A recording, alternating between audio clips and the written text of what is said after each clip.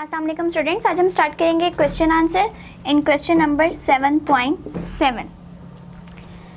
Show the atmosphere exerts pressure. So ये एक long question है कि how atmosphere exert the pressure on any body और any surface. ठीक है, so it is the article number 7.4। आप इसको सुन सकते हैं for the answer of this question. The next one is 7.8 and It is easy to fill air in a balloon, but it is difficult to remove air from the glass bottle. Why? ठीक है, so 7.8 में पूछा गया है कि balloon के अंदर जब हमने प्रेशर फिल करना होता है तो वो इजीली हो जाता है। ठीक है, लेकिन अगर हम किसी बॉटल से प्रेशर को कम करना चाह रहे हैं तो वो मुश्किल होता है। ठीक है, डिफ़िकल्ट होता है। तो क्यों होता है? इसका आंसर है कि when we easily balloon, ठीक है, when we अप्लाई प्रेशर, ठीक है, जब हम प्रेशर अप्लाई करते हैं inside of the balloon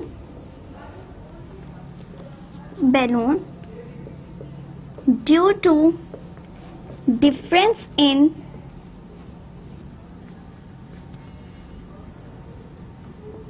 pressure level, balloon fill with air easily, fills with air easily। So इसमें हमने क्या कहा है कि जब हमने बैलून को फिल करना होता है तो उसके अंदर पहले कोई प्रेशर नहीं होता। ठीक है, एंड प्रेशर में हमारे पास क्या होता है, ये एक नेचुरल प्रोसेस है कि हर चीज़ हाई से लो की तरफ मूव करती है। ठीक है, हाई से लो की तरफ, यानी पानी भी अगर ऊंचाई से गिर रहा है तो मतलब वो नीचे की तरफ आ रहा है। हाई लेवल पे था तो वो लो लेवल पे आ रहा है। इसी तरह जहाँ पे ज़्यादा हवा चल रही होती है वो अल्टीमेटली लो एरिया वाले इलाके में चलना शुरू कर देती है। इसी तरह से अब बैलून के अंदर पहले प्रेशर बहुत कम था। अब उस प्रेशर डिफरेंस की वजह से जब हम प्रेशर को डालना शुरू करेंगे या एयर को फिल करना शुरू करेंगे बैलून में, तो वो एयर फौरन स्प्रेड हो जाएगी और बैलून जो है वो फिल हो जाएगा विद द एयर। ठीक है, इसी तरह से अब अगर हमारे पास एक बॉटल है तो ये काम इजी था कि अगर लो प्रेशर वाली जगह पे हमने हाई प्रेशर से ट्रांसफर कर दी एयर। लेकिन अगर अब हमारे पास बॉटल है, ठीक है, इस तरह से बॉटल है, बॉटल के अंदर भी पहले हाई प्रेशर था एंड बाहर भी हाई प्रेशर है, तो अब क्या होगा, जैसे जैसे हम इसको रिमूव करना शुरू करेंगे इट मीन्स यहाँ पे लो वैल्यू आती जा रही है। ठीक है, अब अगर यहाँ लो आ रही है और हम जा किधर रहे हैं, लो से हाई की तरफ, तो ये एक उल्टा प्रोसेस है। ठीक है, पहले क्या था, हर चीज़ हाई से लो की तरफ आ रही थी, लेकिन हम क्या कर रहे हैं कि हम आहिस्ता आहिस्ता लो प्रेशर से हाई प्रेशर की तरफ जा रहे हैं, क्योंकि हम सारी की सारी जब एयर निकाल रहे हैं तो अल्टीमेटली क्या होता जा रहा है, प्रेशर लो होता जा रहा है एयर का। सो लो से जब हाई की तरफ जा रहे हैं तो वो जैसे ही हमने रिवर्स प्रोसेस किया तो हमारे लिए ये मुश्किल हो गया कि हम उस एयर को बॉटल से निकाल सकें। सो यहाँ पे हमारे पास क्या आएगा, due to pressure difference, basic जो दोनों में चीज है वो है प्रेशर डिफरेंस। ठीक है, due to pressure difference it is difficult to remove air from bottle. ठीक है, सो ये एयर प्रेशर की वजह से ही सारा कुछ हुआ है कि अगर तो एयर प्रेशर में हम लोग इस तरह से मूव करें कि हाई से लो की तरफ जा रहे हैं तो वो इजी प्रोसेस होगा, लेकिन अगर हम लो से हाई की तरफ जाना चाह रहे हैं तो वो ऑलवेज डिफ़िकल्ट प्रोसेस रहेगा, क्योंकि अगर हमने पहाड़ के ऊपर भी चढ़ना हो, ठीक है, तो जब हम नीचे से ऊपर जा रहे होते हैं तो बहुत डिफ़िकल्टी होती है ऊपर की तरफ मूव करने में, लेकिन अगर हम ऊपर से नीचे की तरफ आ रहे हो तो वो बहुत इजी होते हैं। यही हाल इधर है कि अगर प्रेशर ज़्यादा से कम की तरफ आ रहा है तो वो काम ईजीली हो जाएगा, लेकिन अगर वो लो से हाई की तरफ जा रहा है तो वो काम उतनी देर से और उतनी मुश्किल के साथ होगा। सो ये था हमारा 7.8 question. Next one is 7.9। What is barometer? ठीक है, सो बैरोमीटर क्या है? बैरोमीटर बेसिकली एक डिवाइस है जो कि यूज होती है टू मेजर द प्रेशर। ठीक है, so the device which is use to measure the pressure, which is use to measure the pressure बल्कि atmospheric pressure, atmospheric pressure is called barometer, is called barometer. ठीक है, सो barometer क्या है? वो device जो कि सिर्फ एटमॉस्फेरिक प्रेशर को फाइंड आउट कर रही है। अब इसके साथ हम ये भी ज़रूर लिखेंगे कि it is made up of glass tube with a suitable height. ठीक है, सुटेबल हाइट। सुटेबल हाइट हमने क्यों कहा है? क्योंकि हमने दो तरह के बैरोमीटर्स पढ़े थे, एक मर्करी बैरोमीटर एंड एक हमारे पास था वाटर बैरोमीटर। मर्करी बैरोमीटर के लिए जो हमारे पास इस ग्लास ट्यूब की हाइट थी वो थी 1 मीटर, एंड अगर हमारे पास जो वाटर बैरोमीटर था उसकी हमारे पास थी 10.34 मीटर्स। तो इसीलिए दोनों की वैल्यूज डिफरेंट थी। हमने यहाँ पे मेंशन कर दिया कि विद सूटेबल हाइट्स के साथ जो ग्लास ट्यूब को डिज़ाइन किया जाता है वो बेसिकली बैरोमीटर का ऑपरेटस होता है। So it was 7.9. Now the next one is 7.10. And 7.10 is why water is not suitable to use in a barometer. उसी तरह से जैसे 7.9 में हमने बताया कि पहली बात है कि हम लोग अगर एटमॉस्फेरिक प्रेशर को मेजर करना चाह रहे हैं तो हम बैरोमीटर यूज़ करेंगे। अब बैरोमीटर में होता क्या है कि हमारे पास एक ग्लास ट्यूब है, ठीक है, उसमें हम मर्करी भी यूज़ कर सकते हैं एंड हम वाटर भी यूज़ कर सकते हैं। बट अब वाटर क्यों नहीं ज़्यादा सूटेबल बैरोमीटर के लिए? Because water is less denser. ठीक है, एक तो ये डेंसर कम है। ठीक है, अगर ये डेंसर कम है इट मीन्स कि इसकी डेंसिटी भी कम है। So it have small density, small density. ठीक है,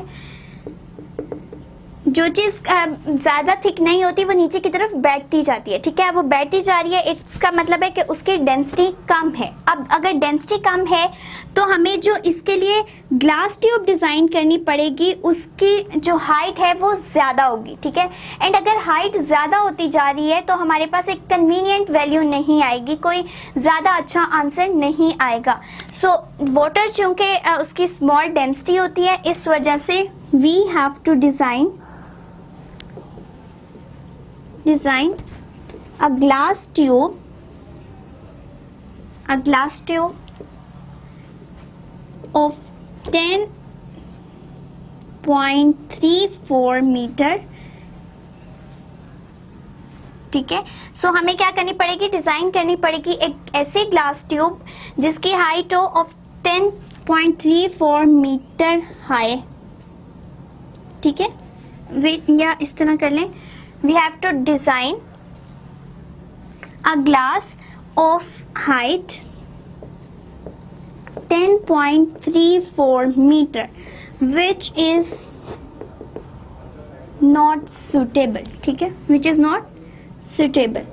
जो चीज़ सूटेबल ही नहीं है वो जो है वो हमारे लिए इतनी एक्यूरेट नहीं है यूज़ करने के लिए, इसीलिए हम वाटर बैरोमीटर को नहीं यूज़ करते बल्कि मर्करी बैरोमीटर को यूज़ करते हैं, क्योंकि उसकी जो ग्लास ट्यूब की हाइट है बेसिकली सारी चीज़ उसी पे डिपेंड कर रही है कि कितनी एक्यूरेट वैल्यू आ सकती है। सो ग्लास ट्यूब की हाइट अगर हमारे पास 1 मीटर तक है तो वो बहुत एक्यूरेट वैल्यू दे रही है, लेकिन हमारे पास अगर वाटर इतनी कम डेंसिटी में था कि उसके लिए जो ग्लास ट्यूब की हाइट है वो इतनी ज़्यादा चाहिए कि 10.34 मीटर हो जाए तो हमारे पास एक सूटेबल वैल्यू नहीं आएगी। इसलिए हम लोग वाटर बैरोमीटर्स को यूज़ नहीं करते बल्कि मर्करी बैरोमीटर को यूज़ करते हैं for finding the atmospheric pressure. The next one is 7.11. Why sucker? Yes, what make a sucker pressed on a smooth wall stick to it? हमने देखा होगा कि हम लोग इस तरह के सकर्स लेते हैं, इस तरह के बनी होती हैं। ठीक है, एंड उसमें होता बेसिकली क्या है कि हम उसको कहीं पे भी वॉल पे चिपका देते हैं या मिरर पे चिपका देते हैं। तो हमसे पूछा गया कि ये शक्कर जो है इसमें कौन सी ऐसी चीज़ है जो इसको स्टिक रख रही है टू द वॉल। ठीक है, कि वो वॉल पे चिपका रहे या किसी मिरर वगैरह पे चिपका रहे, तो क्या ऐसी चीज़ है। सो यहाँ पे भी हमारे पास जो है बेसिकली प्रेशर का ही डिफरेंस आ रहा है। Due to small pressure below the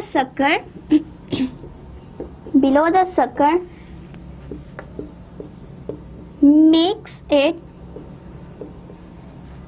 the sucker to stick on the wall.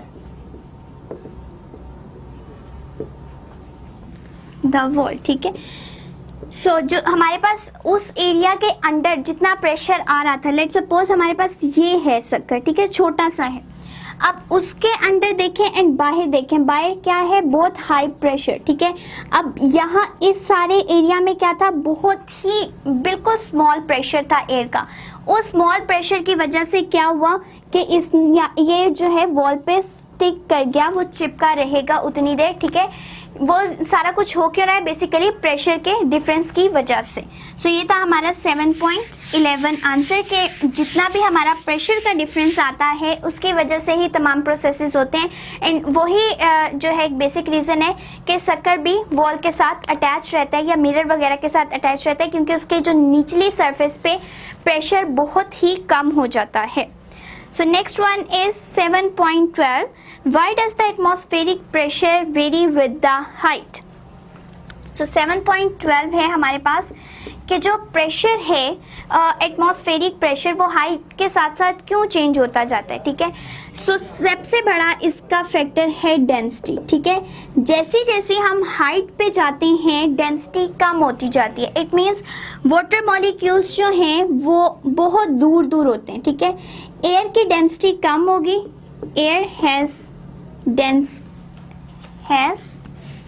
Smaller density at height, ठीक है। जैसे जैसे हाइट पे जाते हैं तो जो एयर की डेंसिटी है वो कम होना शुरू हो जाती है। जैसे डेंसिटी कम हुई इसका मतलब है कि मॉलिक्यूल्स दूर दूर हो गए, ठीक है। एंड जैसे मॉलिक्यूल्स दूर दूर होंगे वो प्रेशर ज़्यादा नहीं रख सकेंगे। लेट्स सपोज अगर एक कंटेनर में हम लोगों ने इस तरह से बंद किया हुआ एयर को तो उसके मॉलिक्यूल्स बहुत पास पास हैं एंड वो हर तरफ प्रेशर एक्सर्ट कर रहे हैं, ठीक है, हर एक पॉइंट पे। या बैलून को ही ले लें, ठीक है, तो बैलून कब फूला, जब एयर के पार्टिकल्स के अंदर जो मौजूद मॉलिक्यूल्स थे उन्होंने प्रेशर एक्सर्ट किया हर डायरेक्शन में, ठीक है। अब ये बहुत कॉम्पैक्ट फॉर्म में इसलिए हमें जो बैलून है वो फिल हुआ नज़र आ रहा है। लेकिन अगर यही एयर मॉलिक्यूल्स जो है वो दूर दूर चले जाएं तो उनका प्रेशर कम हो जाएगा, ठीक है, क्योंकि उनकी डेंसिटी कम हो रही है। एयर की जैसी डेंसिटी कम होगी इसका मतलब है मॉलिक्यूल जो जितनी भी गैसेस की क्वांटिटी है वो कम हुई है। बेसिकली जैसे जैसे हाइट पे गए गैस जो एयर के अंदर प्रेजेंट है उसकी क्वांटिटी कम हो गई एंड जैसे वो कम हुई it means molecule spread out हो गए, ठीक है, दूर दूर है। और जितना दूर होंगे उतना ही एटमॉस्फेरिक प्रेशर कम हो जाएगा। So atmospheric pressure at a height कम होने की वजह ये है कि हमारे पास जो एयर की डेंसिटी है वो फॉल करना शुरू कर देती है जब भी हम हाइट पे जाते हैं। तो उसी सिलसिले में हमारे पास जो मॉलिक्यूल हैं वो स्प्रेड कर जाते हैं एंड उनके स्प्रेड होने के से एटमॉस्फेरिक प्रेशर डिक्रीज कर जाता है। The next one is 7.13 and it is What does it mean when the atmospheric pressure at a place falls suddenly? इसका क्या मतलब है कि हम अगर कहें किसी भी एरिया का एटमॉस्फेरिक प्रेशर सडनली डिक्रीज कर गया, ठीक है। सडनली डिक्रीज करने से पहले तो क्या होगा कि अगर प्रेशर हमारा डिक्रीज कर गया, प्रेशर डिक्रीज करने का क्या मतलब है कि एयर के मॉलिक्यूल अगर इस तरह पास पास थे तो वो ज़्यादा प्रेशर एक्सर्ट कर रहे थे, ठीक है। अब जैसे प्रेशर कम हुआ है इसका मतलब है कि मॉलिक्यूल्स ही दूर दूर चले गए, ठीक है। उनके दूर जाने की वजह से उसके अंदर एयर के अंदर प्रेशर कम हो गया। अब बेसिकली इस प्रेशर कम होने की वजह से होगा क्या, प्रेशर कम हुआ, मॉलिक्यूल स्प्रेड आउट कर गए। अब इन मॉलिक्यूल्स के ऊपर भी हर टाइम क्या लग रही होती है, ग्रेविटेशनल फोर्स, ठीक है। अर्थ जो फोर्स लगा रही होती है वो भी इनके ऊपर भी लग रही होती है। अब ये जब पास पास थे उनके ऊपर ग्रेविटेशनल फोर्स लग रही थी, ठीक है, एंड इवन उनका प्रेशर भी हाई था। लेकिन जैसे ये दूर दूर चले गए तो अब क्या होगा, यहाँ पे इनके दूर जाने में पहली बात है कि एक तो हमारे पास वर्क डन होगा। वर्क डन किस फॉर्म में होगा कि काइनेटिक एनर्जी स्टोर हो जाएगी, ठीक है। अब वो वर्क डन सारा का सारा किसके अगेंस्ट होगा, ग्रेविटेशनल फोर्स के, ठीक है, कि एक फोर्स जो पहले से लग रही है और मॉलिक्यूल अपनी जगह पे था अब उस फोर्स को ख़त्म करके आगे की तरफ मूव कर रहे हैं, ठीक है। तो इस सारे प्रोसेस में जो एनर्जी हमारे पास स्टोर हुई है वो बेसिकली किसके लिए यूज हो रही है, वो सारा वर्क कर रही है अगेंस्ट ग्रेविटेशनल फोर्स, कि उस ग्रेविटेशनल फोर्स को जब ब्रेकआउट करेंगे तभी मॉलिक्यूल्स दूर दूर मूव कर सकते हैं। ठीक है, अब वो सारी एनर्जी बेसिकली आई कहाँ से, वो एयर के अंदर मौजूद थी। ठीक है, एयर की अपनी एनर्जी थी जो उसके अंदर स्टोर हुई थी। अब जैसे ही एयर की अपनी एनर्जी, वो सारी एनर्जी कंज्यूम हो रही है ग्रेविटेशनल फोर्स के अगेंस्ट, ठीक है, तो क्या होगा, वो एनर्जी भी आहिस्ता आहिस्ता कंज्यूम होते होते कम हो जाएगी। ठीक है, एयर की एनर्जी भी कम होना शुरू हो गई है। किस तरह से, वो भी अभी देखते हैं।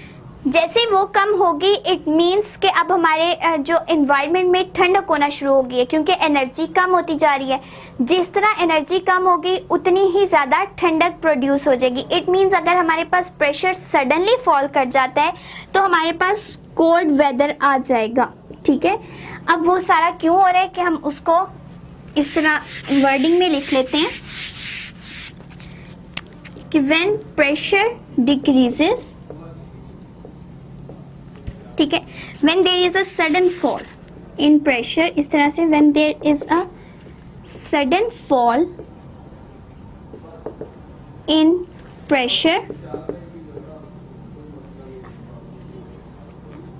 it means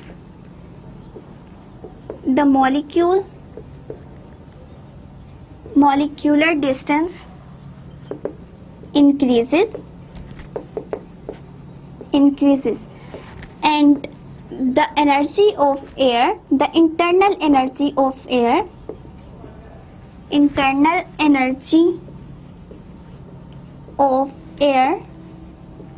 is then used against gravitational force.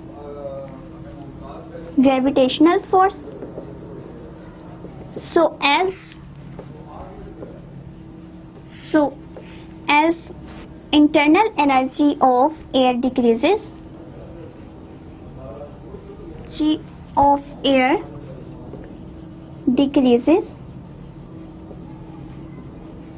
weather become cold. सो हमारे जैसे ही प्रेशर कम हुआ है, प्रेशर कम होने का मतलब क्या है कि मॉलिक्यूल्स दूर दूर चले गए। अब मॉलिक्यूल्स दूर गए हैं तो उनके ऊपर जो ग्रेविटेशनल फोर्स लग रही थी वो अब क्या होना शुरू हो गई है, कम होती जा रही है, क्योंकि पहले जब लग रही थी तो वो अपनी एक जगह पे स्टिक थे, अब वो दूर दूर जा रहे हैं। इट मीन्स के वो ग्रेविटेशनल फोर्स के भी अगेंस्ट वर्क कर रहे हैं। तो उस वर्क डन को करने के लिए जो एयर की इंटरनल एनर्जी है वो यूज़ हो रही है।